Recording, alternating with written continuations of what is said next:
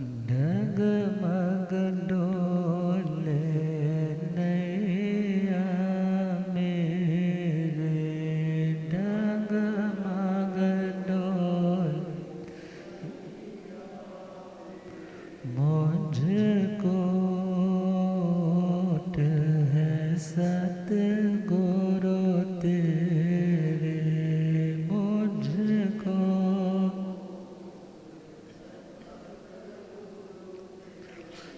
जियसा भसागर पार लंघना, जिया भसागर पार, जी हाथ जोड़ गोरानो मेरी वंदना, जी हाथ।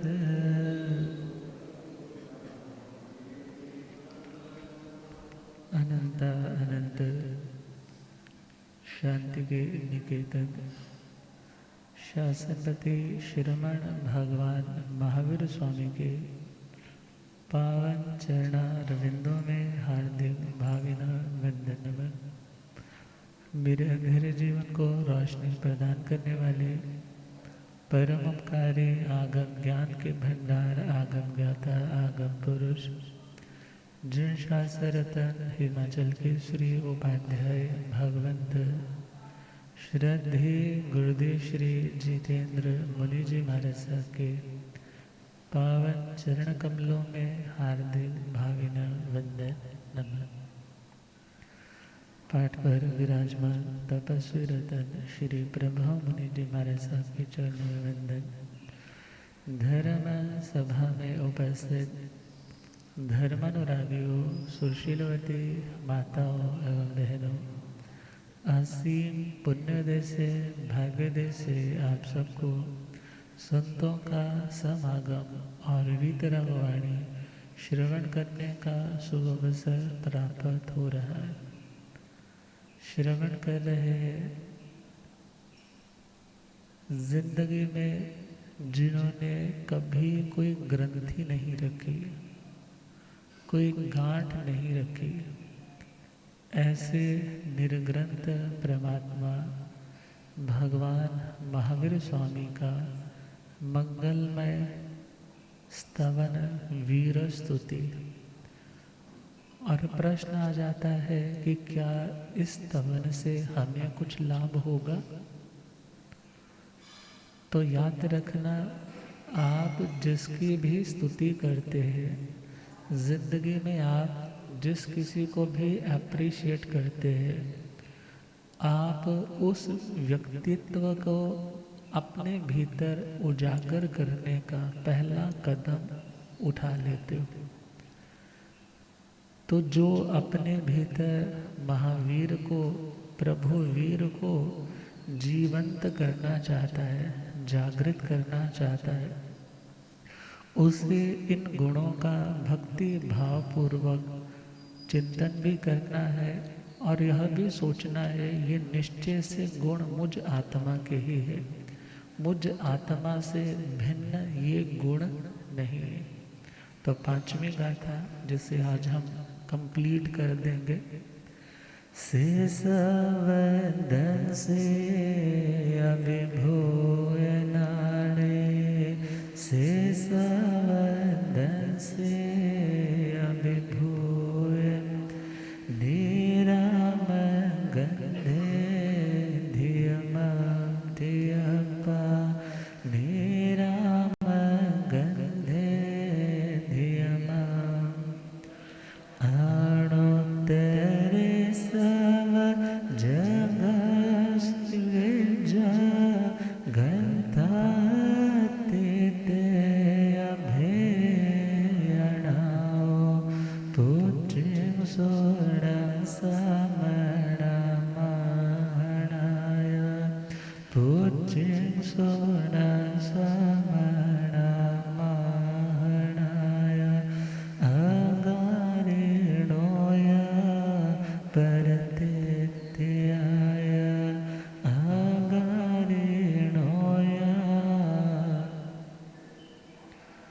भगवान सर्वदर्शी अभिभूत ज्ञानी केवल ज्ञानी थे। प्रभु समस्त दोषों से मुक्त जीवन जीने वाले थे। उनकी जिंदगी में धैर्य अनूठा था और भगवान कभी भी आत्म भावों को छोड़ते नहीं थे। कैसी भी परिस्थिति क्यों ना आ जाए, वो आत्मा के हित में जो कार्य करना चाहिए उसी कार्य में संलग्न रहते थे। और भगवान दुनिया के समस्त विद्वानों में दी बेस्ट स्कॉलर थे, सबसे बड़े विद्वान थे।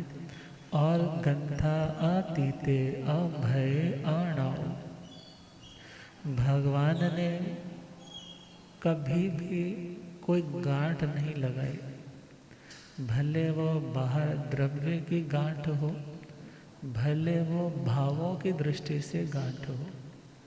भावों की गांठ, आसक्ति की गांठ, नफरत की गांठ और द्रव्य की गांठ पुराने टाइम में गांठ में ही बैग तो अब चले हैं ना, पहले पुराने लोग क्या करते, गांठ में ही अपना सामान पोटलियां बांध लेते।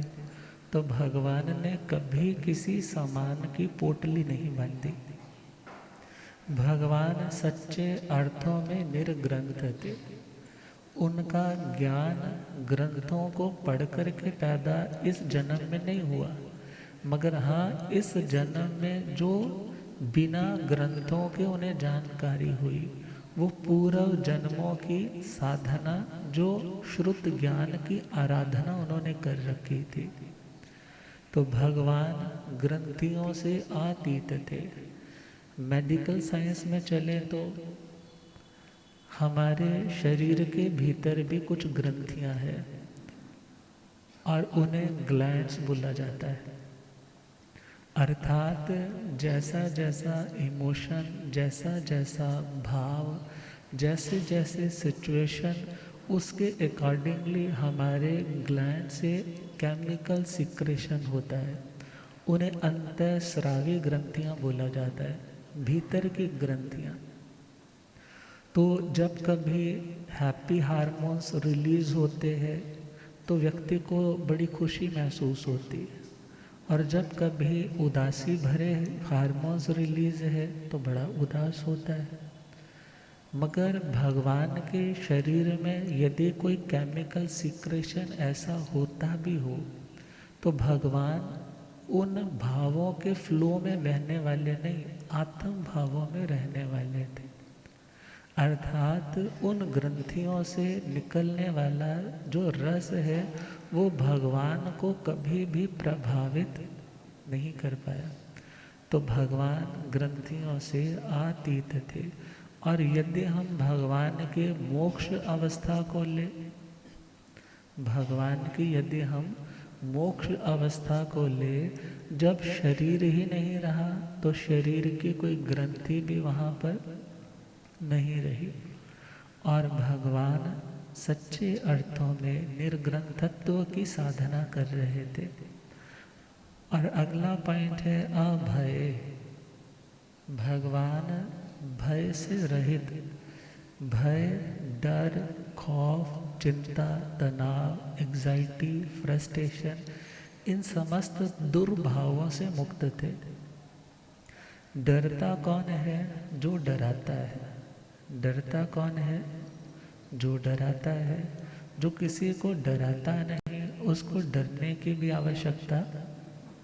दुनिया में सबसे बलवान चौपायों में 4 पैरों वालों में से शेर को कहा जाता है।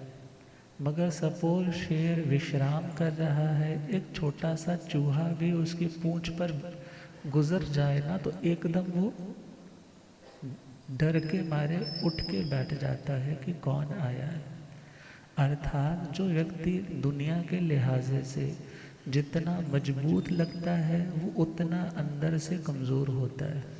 क्यों? क्योंकि जो व्यक्ति अपनी सत्ता दूसरों को दबा कर के बनाता है उस व्यक्ति को कभी बेखौफ जिंदगी जीने का आनंद नहीं मिल सकता। तो भगवान ने कभी किसी को डराया नहीं। जब डराया नहीं तो भगवान सोचते हैं कि मुझे भी किसी से डरने की आवश्यकता नहीं। तो भगवान का जीवन निर्भय था।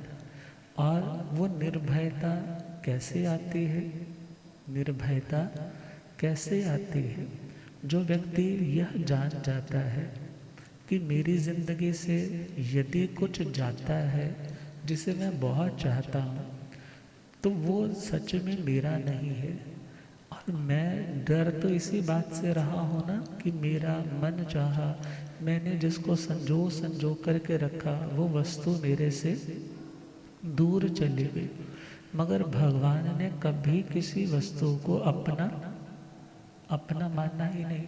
जब अपना नहीं माना तो डरने की कोई ज़रूरत, क्योंकि जहाँ जितनी ज़्यादा आसक्ति होती है, उस आसक्ति के कारण उस वस्तु के दूर होने का, उस वस्तु को कोई कष्ट होने का व्यक्ति के मन में डर बना रहता है। मगर भगवान ने तो राजपाट भी छोड़ दिया, पत्नी भी छोड़ दी, बेटी भी छोड़ दी, सारे अधिकार भी छोड़ दिए। तो भगवान ने एक सूत्र दे दिया, यदि तुम निर्भय होना चाहते हो तो दुनिया में अथॉरिटेटिव बनने की कोशिश मत करो, अपनी हुकूमत चलाने की कोशिश मत करो। क्योंकि जो व्यक्ति चाहता है कि मेरी हुकूमत चलती रहे, सब मेरी मानते रहे, तो कभी ना कभी जब उसकी बात नहीं मानी जाती तो उसका वो भय उसके क्रोध का कारण बन जाता है। उसका भय क्रोध का कारण बन जाता है। तो भगवान ने कभी गौतम स्वामी जी को नहीं बोला कि गौतम तुम मेरे हो, अर्थात जो अपने शरीर से भी आसक्ति हटाए हुए हैं, उन्हें फिर किसी से डरने की ज़रूरत नहीं थी। ठाणांग सूत्र में एक प्रसंग आता है, भगवान महावीर स्वामी ने अपने शिष्यों को बुलाया और उनको बुलाकर के एक प्रश्न दिया, किम भया पाणा। क्या प्रश्न दिया? किम भया पाणा। प्राणियों को, जीवों को डर किससे लगता है? क्या प्रश्न दिया? दुनिया के लोगों को डर किससे लगता है? तो सब सोचने लगे, हम ये कहेंगे तो भगवान ऐसा आंसर करेंगे, हम ऐसा कहेंगे तो भगवान ऐसा आंसर करेंगे। तो कहने लगे, हे प्रभु आप ही कृपा कीजिए। तो भगवान ने उत्तर दिया, दुख भया पाणा। क्या आंसर दिया? दुख भया पाणा, कि इस आत्मा को दुख से डर लगता है। किससे डर लगता है? दुख से डर लगता है। अब वो दुख की कैटेगरीज कई तरह के हो सकते हैं। दुख कई तरह के हो सकते हैं, शारीरिक हो सकते हैं, मानसिक हो सकते हैं, किसी देवी देवता की मेरे से अशातना ना हो जाए, वो मेरे पे कुपित या रुष्ट ना हो जाए, इस बात का भी तो डर और उससे मिलने वाले दुख की गुंजाइश हो सकती है। तो भगवान ने स्वयं आंसर किया, दुख भया पाणा। प्राणियों को दुख से डर लगता है। किससे डर लगता है? दुख से डर लगता है। फिर अगला क्वेश्चन प्रभु ने एराइज किया, दुखे केण कड़े। दुख को पैदा किसने किया? दुख को पैदा किसने किया? ये व्यक्ति दुख से तो डरता है, मगर उस दुख को पैदा किसने किया? तो भगवान ने उत्तर दिया, जीवेण कड़े पमायण। इस जीव के द्वारा ही दुख को पैदा करने वाले कर्म किए गए। किस अवस्था में किए गए? प्रमाद की दशा में। किस अवस्था में किए गए? प्रमाद का मतलब लापरवाही। जब एक व्यक्ति लापरवाही से गाड़ी चलाएगा, हाँ, लापरवाही से रैश ड्राइविंग करेगा, तो कहीं ना कहीं एक्सीडेंट तो होगा ही ना। अब वो एक्सीडेंट क्या है? दुख।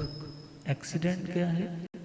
अपनी टांग टूट गई, दूसरे की गाड़ी का नुकसान हो गया, उसने भी आकर गले से पकड़ दिया, मुकद्दमा दायर हो गया। दुख आया कि नहीं आया? मगर उस दुख को पैदा किसने किया? अपने ही प्रमाद ने। किसने पैदा किया?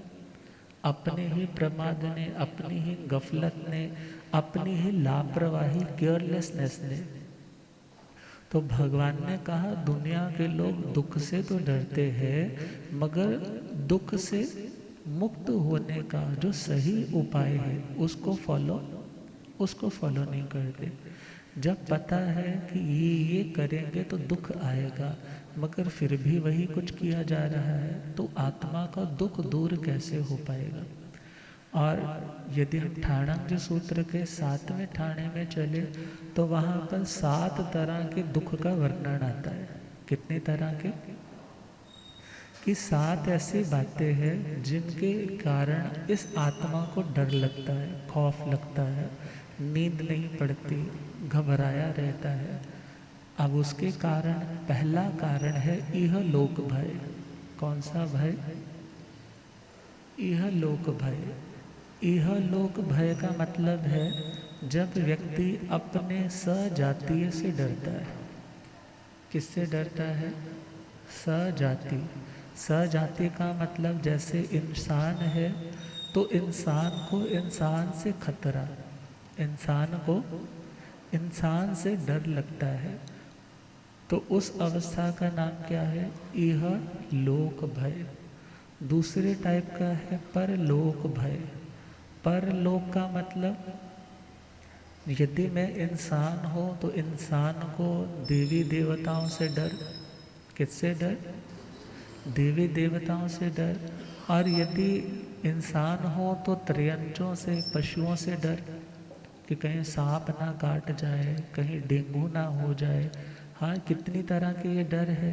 पर लोक भय मतलब जिस अवस्था में हम हैं, यदि हम इंसान हैं तो अपने से दूसरे लोगों से जो डर लगता है, इंसानों से नहीं, इंसानों से अलग जो दूसरों से हमें डर लगता है, उसका नाम परलोक भय।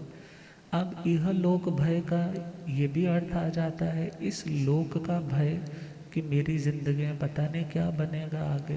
पर लोक भय अगले जन्म में पता नहीं क्या बनेगा। मगर जो शास्त्र की व्याख्या के अनुसार है तो यह लोक भय का मतलब सजातीय से भय। सजातीय का मतलब कि जैसे मैं इंसान हूँ, इंसान को इंसान से भय। परलोक भय मतलब इंसान को देवी देवता कुपित न हो जाए, रुष्ट न हो जाए, मैंने ये नहीं किया तो कहीं मेरे घर पर बीमारी न आ जाए। इन बातों का जो भय है वो कौन सा है? परलोक भय। तीसरा भय है आदान भय। कौन सा भय? आदान। आदान का मतलब है कि मैंने घर में पैसा, रुपया, ज्वेलरी रख रखी है, कहीं चोर उठा करके ले ना जाए। अब घर में हो कुछ नहीं रहा, मगर बैठे बैठे सोचते सोचते व्यक्ति को एकदम तरेलियाँ आने लग जाती हैं, ठंडे पसीने आने लग जाते हैं।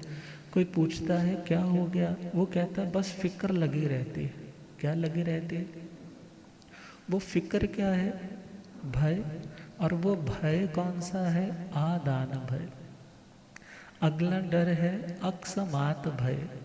अकस्मात का मतलब है जो अचानक। अचानक का मतलब बाहर कोई डराने वाला नहीं है, मगर अंदर से ही भय के संस्कार ऐसे हैं, दूसरों को डराया था वो कर्म बांध रखे हैं कि अंदर से ही वो डरने लग जाता है, घबराने लग जाता है, पता नहीं क्या होगा, कैसे होगा। एकदम मानो कि उस व्यक्ति का बीपी डाउन चला जाता है। चेक करते हैं, पूछते हैं क्या हुआ, कहने लगता है मुझे डर लगता है।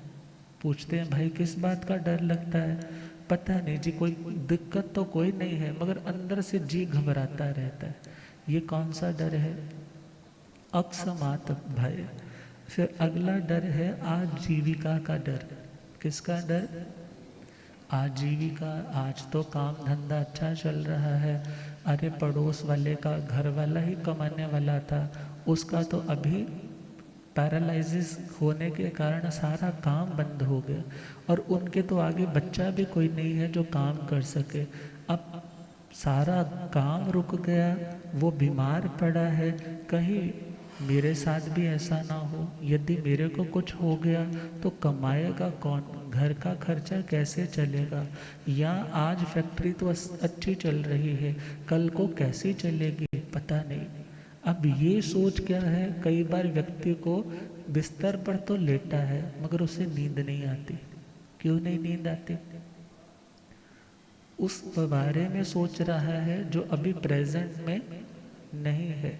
भले फ्यूचर के लिए थोड़ा अपने विज़न को एनलार्ज रखना, बड़ा रखना अच्छी बात है, मगर घबराते रहना ये तो अच्छी बात नहीं। तो भगवान कह रहे हैं जो व्यक्ति आजीविका की चिंता से डरता है तो वो व्यक्ति साधना के मार्ग पर कैसे आएगा? उसको तो हमेशा यही चिंता रहेगी, यदि मैं अभी दुकान पे बैठा होता तो अभी यदि 4 ग्राहक आए होते तो मेरे पास इतने रुपए होते, मैं तो यूं ही सत्संग में समय बर्बाद कर रहा हूँ, मेरे को क्या मिल रहा है? तो ऐसा व्यक्ति धर्म भी करने वाला नहीं है, जिसको हमेशा ख्याल किसका रहेगा? आजीविका का ही रहेगा। और जिस व्यक्ति को आजीविका का भय है, फिर वो अक्सर पंडितों के चक्कर में, तंत्र मंत्र वालों के चक्कर में भी आ जाता है। 2, 4, 5, 10 दिन काम ठीक नहीं चल रहा तो कोई ना कोई दोस्त बता देता है, रिश्तेदार बता देता है, तेरा काम लगता है किसी ने बांध रखा है, तो वहाँ पर जा, वहाँ मत्था टेक, वहाँ पर जो उनकी फीस है वो दे, तेरा काम बिल्कुल ठीक हो जाएगा। अर्थात यदि वो भय था तभी वो गलत डायरेक्शन में गया। यदि अपने कर्म पर विश्वास होता कि कर्म तो भोग कर के ही कटने वाले हैं, हे आत्मा, इस तरह से अपने सन्मार्ग से भटकने से तुम अपने दुखों को और बढ़ाते हो, उनको कम नहीं करते हो। अब आजीविका का यदि भय है तो पहुंच गया पंडित के पास, वो तो क्या बोलेंगे, ये शनि चल रहा है। कौन चल रहा है? शनि की क्रूर दृष्टि पड़ रही है, राहु केतु से भी ग्रसित है, और ऐसी सिचुएशन में तुम्हें काली चीज़ों का दान करना होगा। कौन सी चीज़ों का?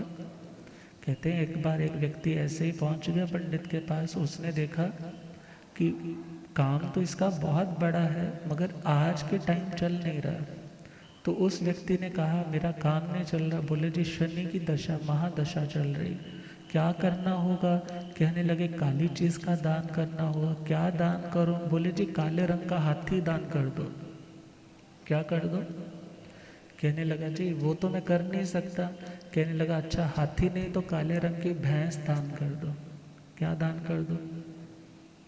और भैंस, बोला जी भैंस भी मैं नहीं दान कर सकता। कहने लगे फिर काले रंग की बकरी दान कर दो, तुम्हारा ग्रह क्या हो जाएगा? दूर हो जाएगा। वो कहने लगा जी मेरे पास काले रंग की बकरी भी, मैं वो भी अफोर्ड नहीं कर सकता। कहने लगे फिर तुम ऐसा करो कि कोई ना कोई काली घर में दाल होगी वो दान कर दो। वो कहने लगा मेरे घर में तो खाने के लिए भी तो खाने के लिए कुछ नहीं। कहने लगा फिर तुम्हारा शनि कुछ नहीं कर सकता, इससे ज़्यादा नहीं कुछ कर सकता, तेरा जो होना था सो। मगर याद रखना जो कर्म है, कर्म तो जब तक कटेंगे नहीं तब तक रिकवरी होने वाली। मगर व्यक्ति इन चक्करों में पड़ जाता है। दान देना बुरी चीज़ नहीं है, अनुकंपा के साथ आप दया के भाव से किसी की हेल्प की दृष्टि से देते हो वो बुरा नहीं है। मगर जब तुम यह सोचते हो कि मेरा दुख उसके ऊपर चला जाए, हाँ कुत्ते पर, अपने बच्चे पे रोटी वार करके किसको खिला देंगे? बोलो, कुत्ते को खिला दिए, वो ग्रह किस पे चला जाए? तो ये सारे टोटके भी क्या है? ये तो भय से ही प्रेरित है ना। कितने कितने देवी देवताओं को मानना जाता है मगर किसके कारण? डर के कारण, भय के कारण, श्रद्धा या प्रेम के कारण नहीं, मात्र कोई ना कोई डर है, या आजीविका का डर है, मेरा काम धंधा ठीक चलता रहे, मेरा क्या जाता है, थोड़ी देर तो उनको मत्था टेकना होता है। तो अगला डर है मरण का डर। कौन सा डर? मृत्यु का डर। व्यक्ति जितना मौत से डरता है उतना शायद किसी से नहीं डरता। यदि बिल्कुल मौत सामने है और पता है गाड़ी खाई में जा रही है, तो ऐसे टाइम में इच्छा क्या होती है? मेरी गाड़ी खाई में गाड़ी खाई में ना जाए। सुदर्शन श्रावक जैसा तो कोई कोई विरला होता है, सुदर्शन श्रावक जैसा तो कोई कोई विरला होता है कि सामने अर्जुन माली जैसा वो हत्यारा खड़ा है जिसके अंदर किसका प्रवेश है? हाँ, यक्ष का प्रवेश है, मगर फिर भी वो अपने इरादे से टस से मस होने के लिए तैयार नहीं। भगवान मेरे क्षेत्र में राजगृह नगरी के बाहर आए, मैं घर बैठ कर के वंदना करूं ये उचित नहीं है। मैं तो उनके श्री चरणों में जाकर के ही वंदन करूंगा। यदि मेरी आयुष्य है तो मेरे को कोई मार नहीं सकता, और यदि मेरी आयुष्य इतनी ही है तो मुझे कोई बचा नहीं सकता। और उन्होंने मन में क्या सोचा कि आत्मा तो अजर है, इस पर बुढ़ापा नहीं आता, आत्मा अमर है, ये आत्मा कभी मरती नहीं है, शस्त्र इसे काट नहीं सकते, पानी इसे गीला कर नहीं सकता, हवा इसे उड़ा नहीं सकती। यदि ये मेरे शरीर पर अपने मुद्गर का प्रहार करेगा भी तो शरीर नष्ट हो सकता है, मगर आत्मा नष्ट। तो उन अनित्य इत्यादि भावनाओं के द्वारा जो अनित्य है वो कभी नित्य नहीं होगा, जो रिश्ते कभी शाश्वत हो ही नहीं सकते, उनके लिए घबरा करके अपनी आत्म समाधि को भंग करने की आवश्यकता नहीं है। और ऐसा चिंतन करके सुदर्शन श्रमणोपासक ने उस कष्ट पर विजय प्राप्त कर ली। मगर छोटी छोटी बात होने पर, अरे तेरे को कैंसर हो गया है, ऐसे तड़प तड़प के मर जाएगा, मेरे भी रिश्तेदार को हुआ था, उन्होंने तो उस महाराज को मनौती की, उनकी प्रतिमा लाकर के घर में रखी, उनका स्वरूप घर में सजाया, वो ठीक हो गया। मगर ध्यान देना, कर्म ऐसे कटने वाले, वो ठीक हुआ है वो उसका अपना भाग्य है, कुछ ना कुछ निमित्त बन सकता है किसी के सहयोग का, मगर कर्म तो काटे से ही कटेगा ना। यदि भगवान के भी कर्म ऐसे कट जाते तो भगवान को कानों में कीले ठुकवाने के लिए खड़े रहने की ज़रूरत, तो देवता कोई आकर के हेल्प कर देता ना, वो तो ऑलरेडी सारे तैयार थे। शक्रेंद्र महाराज खुद तैयार थे भगवान की सेवा के लिए। तो मृत्यु से डरना नहीं, क्या सोच करके, आत्मा अजन्मा है, आत्मा मरण धर्मा नहीं है। और क्या चिंतन, अरे आत्मा रे तुझे किसका डर है, अरे आत्मा रे तुझे किसका, तू हस्ती से अपने ही खुद में खबर है, तू हस्ती से ही खुद में, अरे आत्मा रे तुझे किसका डर है, अरे आत्मा रे तुझे किसका, जिस्म हो पुराना कहे लोग बूढ़ा, जिस्म हो पुराना कहे लोग, मगर तू सनातन अनादि अमर है, मगर तू सनातन अनादि अमर है, अरे आत्मा रे तुझे किसका, तुझे प्यार पिंजरे से कैसे हुआ है, तुझे प्यार पिंजरे से कैसे, गगन में तोड़ जा वही तेरा घर है, गगन में तोड़ जा वही तेरा, अरे आत्मा रे तुझे किसका डर है, अरे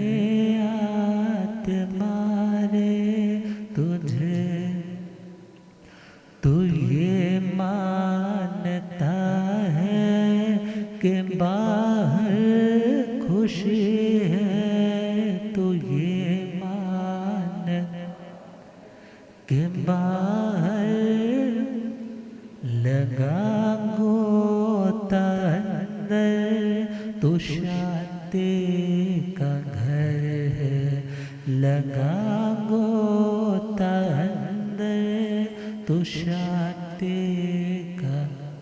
अरे आत्मारे तुझे किसका डर है, अरे आत्मारे तुझे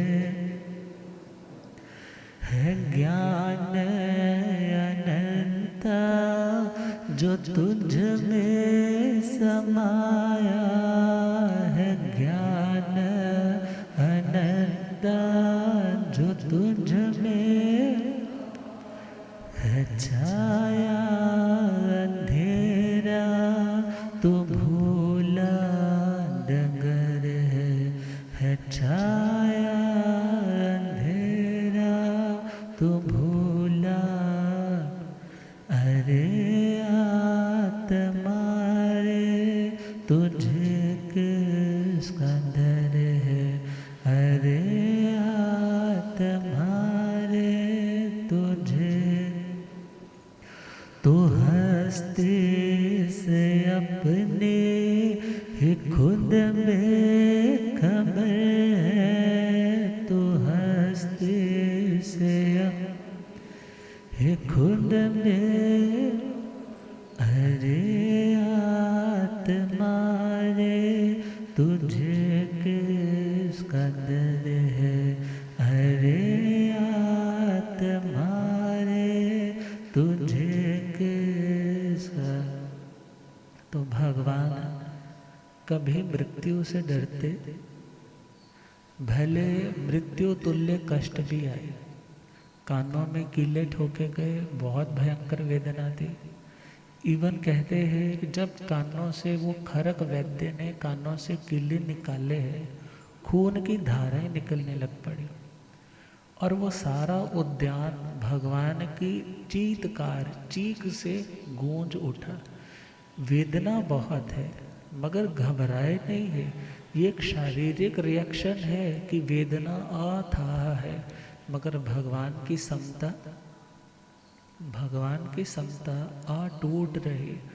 भगवान यह लोक भय से भी मुक्त थे, अर्थात यदि मनुष्यों ने कोई कष्ट दिया तो भी घबराए नहीं, पर लोक भय से भी मुक्त थे। शूलपाणी यक्ष का, संगम देवता का, कठपूतना का, कोई भी यदि कष्ट आया तो भगवान डरे। ये नहीं उनके आगे हाथ जोड़ करके मुझे माफ़ कर दो, मैं ये साधना छोड़ देता हूँ, या किसी देवता को याद किया कि मेरे को बचाओ। आदान भय, जब पैसा पास ही नहीं तो भगवान को डरने की कोई ज़रूरत। और अचानक अकस्मात भी किसी प्रकार का कोई भय नहीं। जंगलों में, शून्य मकानों में, खंडहर मकानों में, शमशानों में जाकर के प्रभु ध्यान करते थे, मगर भगवान वहाँ पर आने वाली अलग अलग साउंड्स को सुन के भी कभी घबराते नहीं थे। आज जीविका का कोई भय नहीं कि कल गोचरी मिलेगी नहीं मिलेगी। 5 महीने 25 दिन श्रम करते रहे, भिक्षाचरी के लिए जाते रहे, मगर कभी डरे नहीं कि क्या बनेगा, मेरे को गोचरी नहीं मिल रही, मेरी ज़िंदगी में क्या होगा, पता नहीं मेरी ऐसे मृत्यु ना हो जाए। क्योंकि बहुत से लोग क्वेश्चन करते हैं कि भगवान महावीर स्वामी यदि उनके पास 4 ज्ञान थे तो क्या वो देख करके नहीं जाते थे कि आज मुझे गोचरी मिलेगी या नहीं मिलेगी। तो ध्यान देना, एक शब्द आता है मर्यादा पुरुषोत्तम राम। क्या आता है? मर्यादा पुरुषोत्तम राम।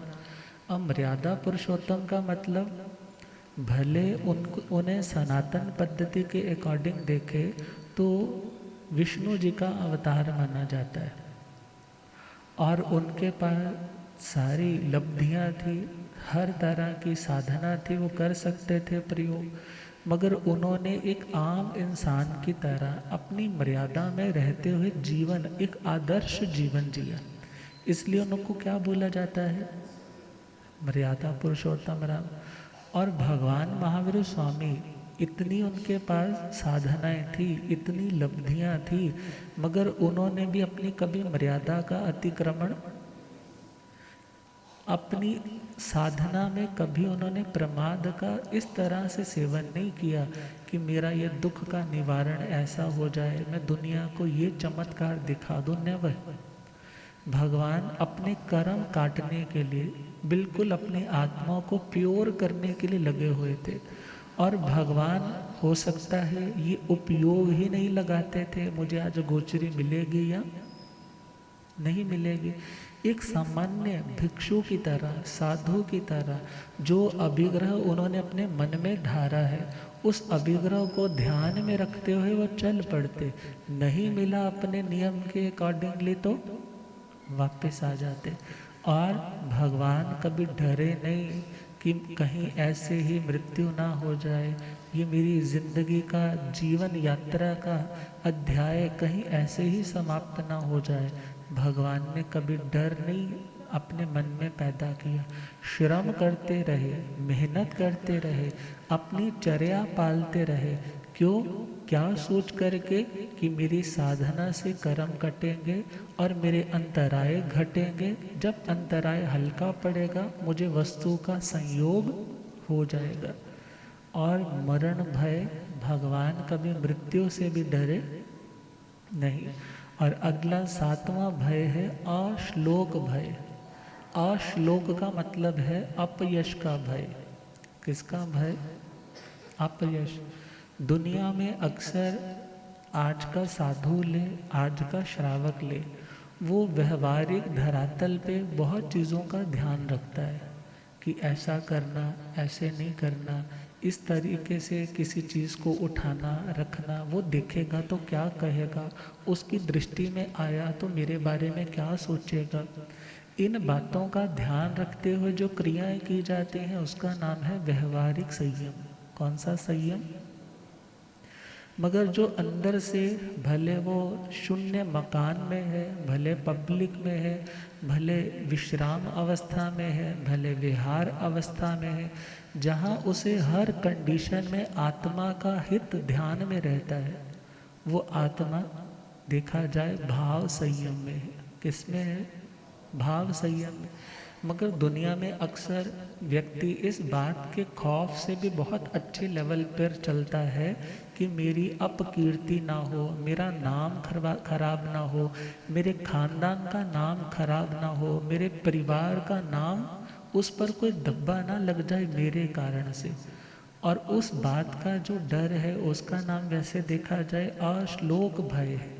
मगर भगवान कहते हैं यदि तुमने किसी का अपयश किया होगा और तुमने आज इस जीवन में सपोज कोई ऐसा काम नहीं किया जिसके कारण तुम्हारा अपयश हो, तो भी वो कर्म तो उदय में, वो कर्म तो उदय में आएगा ना। तो तुम्हें घबराना नहीं है। यदि तुमने इस जन्म में बुरा नहीं किया, फिर भी आज तुम्हारे नाम पर कोई ना कोई गलत कोई टाइटल लग रहा है, तो ये सोचना मैंने कभी ऐसा तगमा किसी को दिया होगा। हे आत्मा, उसकी आत्मा कितनी उस टाइम दुखी हुई होगी। आज तुझे उस टाइटल को शांति से स्वीकार करना है, मगर घबराना नहीं है। जो अपयश के भय से भी कभी भयभीत नहीं होते थे, संगम देवता ने भगवान को कभी चोर सिद्ध कर दिया, कभी उनको कैरेक्टरलेस सिद्ध कर दिया, ये तो यूँ है, ये तो यूँ है। मगर भगवान ने क्या सोचा, मैंने कभी ऐसे टाइटल किसी को दिए होंगे, मैंने कभी किसी के प्रति ऐसे कर्म बांधे होंगे, आज उदय में आए हैं। हे आत्मा, तुझे जरा भी घबराना नहीं। और कहते हैं ना, जो डर गया सो, जो डर गया सो मर गया। तो भगवान कभी डरे नहीं। और भगवान ने अपने साधकों को भी क्या उपदेश दिया कि तुम्हें डरने की आवश्यकता, डरने की आवश्यकता नहीं। सन्मार्ग पर चल रहे हो, फिर भी यदि बुरा हो रहा है, फिर भी डरने की ज़रूरत नहीं। ये सोचना है मेरे कर्म छट रहे हैं, कर्म हट रहे हैं, और मैं एक दिन इन समस्त कर्मों से मुक्त हो जाऊं। आचार्य सूत्र में एक लाइन आती है, पमत्तस सब्वो अत्थि भय और अपमत्तस सब्वो नत्थि भय। जो व्यक्ति प्रमादी होता है, लापरवाह होता है, कैसा होता है? लापरवाह होता है। उसको हर समय डर रहता है। उसको किस बात का डर रहता है? कि कुछ ना कुछ गलत ना हो जाए। मगर जो व्यक्ति अपना हर कार्य सावधानी से करता है, उसको किसी भी स्थान से डर नहीं होता।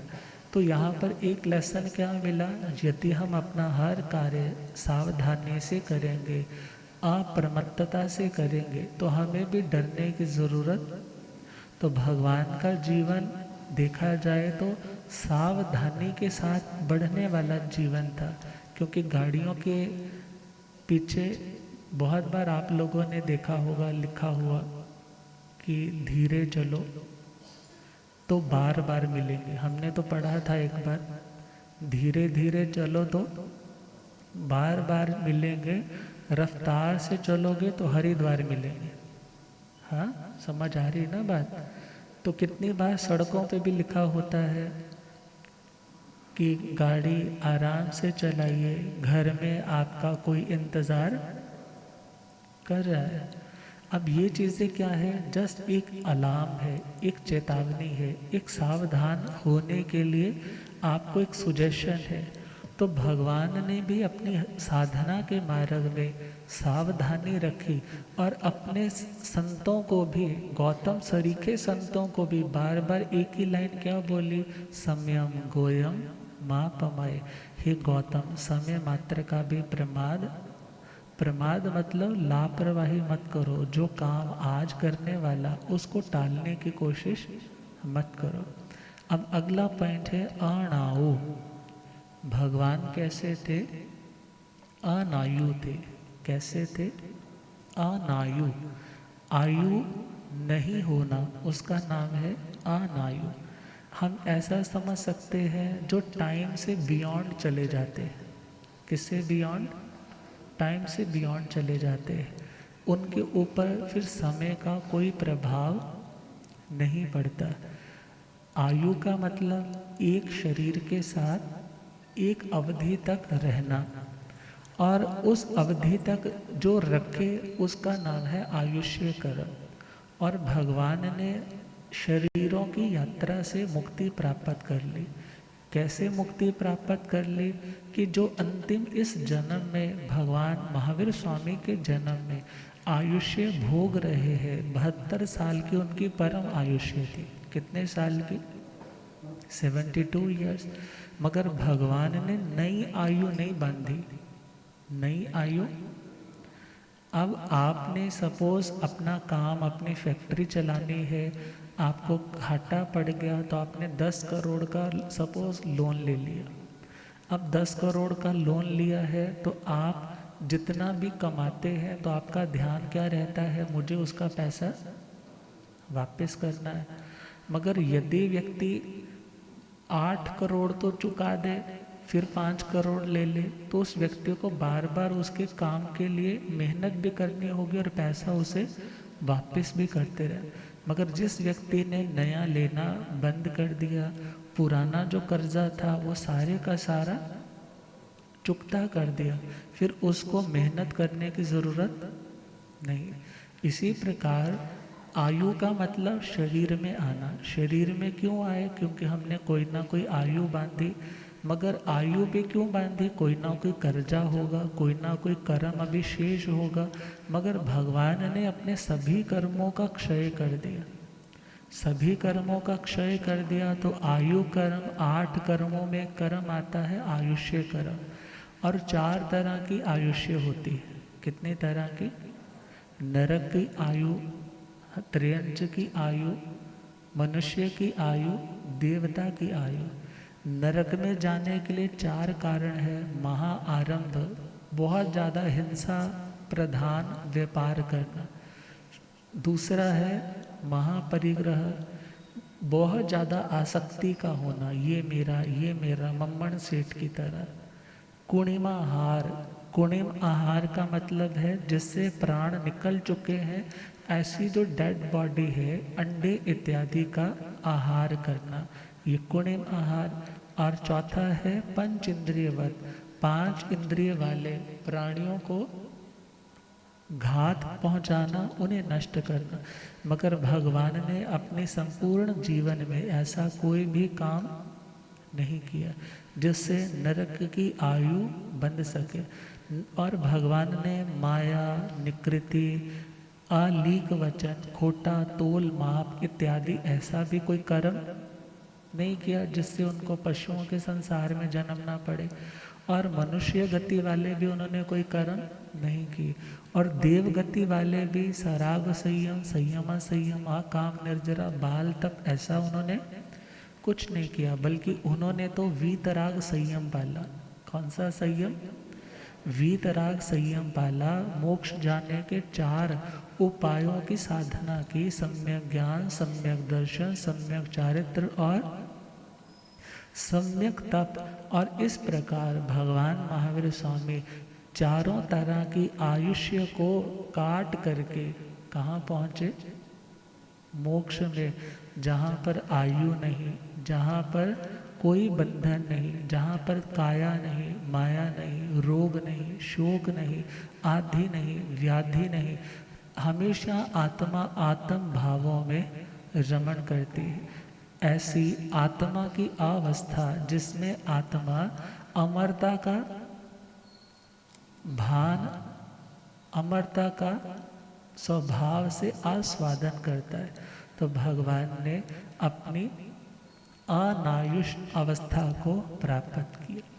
वीर प्रभु भगवान को कैसे जाने, वीर प्रभु भगवान उन जैसा बनने के मन में बिठाने हो। वीर प्रभु भगवान उन जैसा बनने के मन में, आर्य सुधर मान जी से पूछे श्री जम्बो, आर्य सुधर मान कृपा करो स्वरूप प्रभु का हम जाने। वीर प्रभु भगवान को कैसे उन जैसा बनने की आसक्ति कर्मों की गांठों से वो हुए अतीत, निर्भयता की साधना से आयो भी लीजिए। आसक्ति कर्मों की गांठों से वो हुए अतीत, निर्भयता की साधना से आयो भी लीजिए। जिनकी वाणी ग्रंथ बनी उनको जाने, जिनकी वाणी ग्रंथ बनी उन जैसा बनने के मन में हो। वीर प्रभु भगवान को उन जैसा बनने के मन में। गुरुदेव पधारे हो, रब मेरा सतगुरु बन के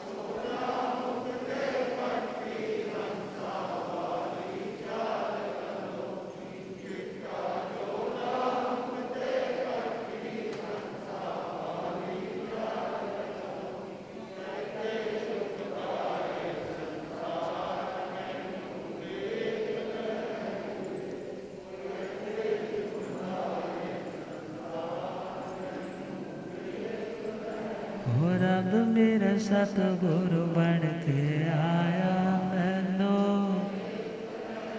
ओ पौंदे पौंदे पानी देंदा सुके बूटे हरे कर देंदा। पौंदे देंदा सुके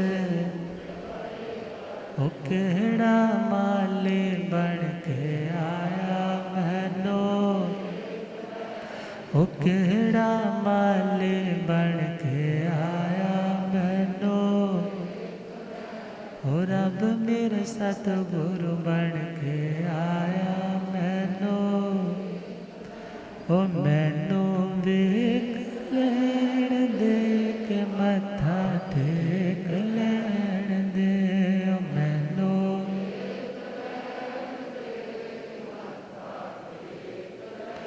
ओ रब मेरे सतगुरु बन के आया मैनू। भूलिया गम ज्ञाता आगम पुरुष जिन शास्त्र तद हिमाचल केसरी उपाध्याय भगवंत श्रद्धे गुरुदेव श्री जितेंद्र मुनि जी महाराज की। तो गुरुदेव पधार गए हैं, तो अपने वक्तव्य को यहीं विश्राम देते हुए आज गुरुदेव कृपा करेंगे। और इसके बाद आज तपस्वियों की अभिनंदन भी है। मेरे पास लगभग 5 अठाइयों वालों के नाम हैं और कुछ आइमिल की तपस्याओं के हैं। तो उनकी तपस्याओं को बोली के रूप में उठाने के लिए अपने मन को प्रिपेयर करें। जब तक गुरुदेव कृपा कर रहे हैं, खुद को चार्ज करें इन्हीं मंगलमय भावनाओं के साथ। ओम शांति।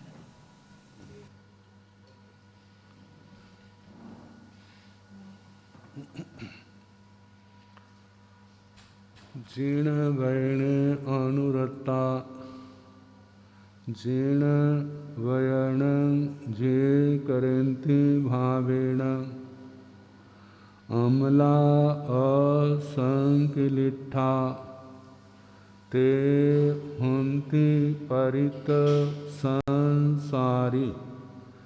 बोलिए भगवान महावीर पावन चरित गुरुदेव जी। बंधु मन वच काय भव सागर को तरण में करो हमारी सहाय। जिन शासन जिन वाणी सदा जयवंत हो। श्रवण संग सदा अविचल मंगल हो। मुक्ति को प्राप्त श्रमण भगवान महावीर स्वामी उनकी परम पावन कल्याणी भागवती वाणी वाचक प्रमुख श्री इंद्र भूति गौतम आदि गणधर भगवंत युग प्रधानाचार्य परम पूज्य श्री सुधर्मा स्वामी जी महाराज उनकी परम पावन पाठ परंपरा वर्तमान आचार्य ध्यान योगी परम पूज्य श्री शिव मुनि जी महाराज